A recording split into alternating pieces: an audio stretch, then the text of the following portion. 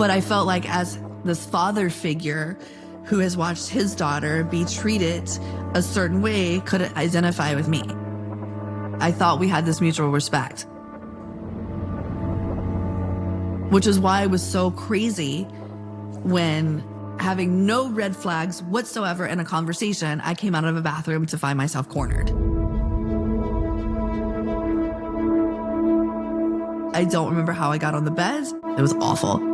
The words of Stormy Daniels, describing in her documentary Stormy exactly what went on in that hotel room in Lake Tahoe where she'd gone to meet Donald Trump. She thought for some kind of a dinner or a business meeting downstairs.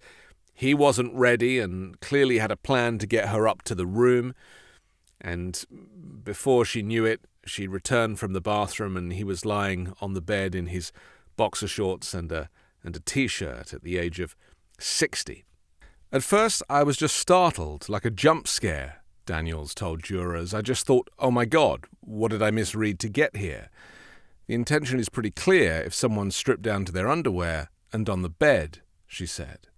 She tried to extract herself from the situation, but Trump stood between her and the door, but she insisted not in a threatening manner. He said, I thought we were getting somewhere. I thought you were serious about what you wanted. If you want to get out of that trailer park, Daniels recalled Trump saying. I was offended, she said, because I never lived in a trailer park. Daniels said they wound up having sex. The scant details that followed, among them mention of a specific sexual position and condoms, prompted a flurry of defense objections. At times, during Daniels' testimony, Trump could be seen shaking his head.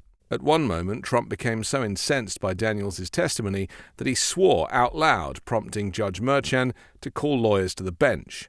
I understand your client is upset at this point, but he is cursing audibly and he is shaking his head visually, and that is contemptuous, Merchan said. It has the potential to intimidate the witness, and the jury can see that. You need to speak to him. I won't tolerate that, the judge said. Trump's lead lawyer, that lunchtime, requested a mistrial. We move for a mistrial based on the testimony this morning, Blanche told Merchan following the lunch break. There's no way to unring that bell, in our view. Aside from pure embarrassment, Blanche said, these details only served to inflame the jury. Meanwhile, today, Thursday, after her cross-examination, Judge Juan Merchan indicated that Trump's lawyers were to blame for allowing Stormy Daniels, an adult film star, to describe lurid details about her alleged sexual encounter with Trump in 2006, including testimony that Daniels nearly blacked out and that Trump did not wear a condom. Having no red flags whatsoever in a conversation, I came out of a bathroom to find myself cornered. I don't remember how I got on the bed. It was awful.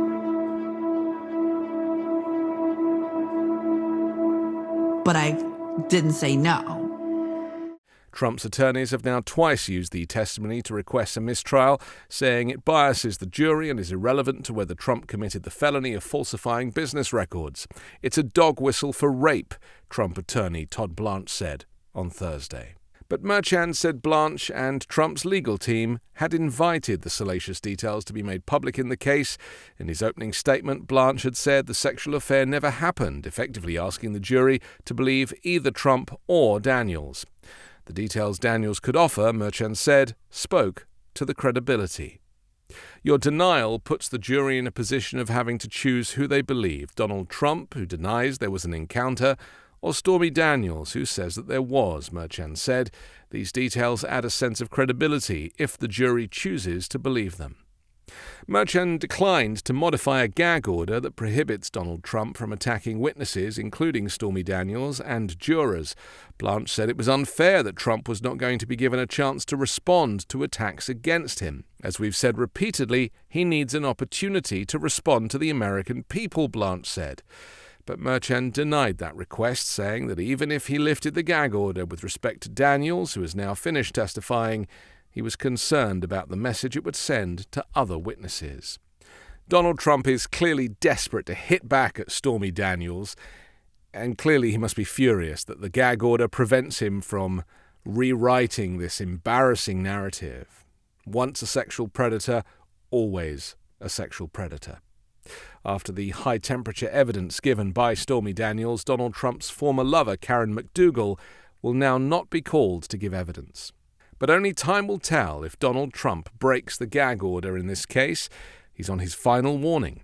If he abuses the witnesses, he will go to jail. I came out of a bathroom to find myself cornered. It was awful.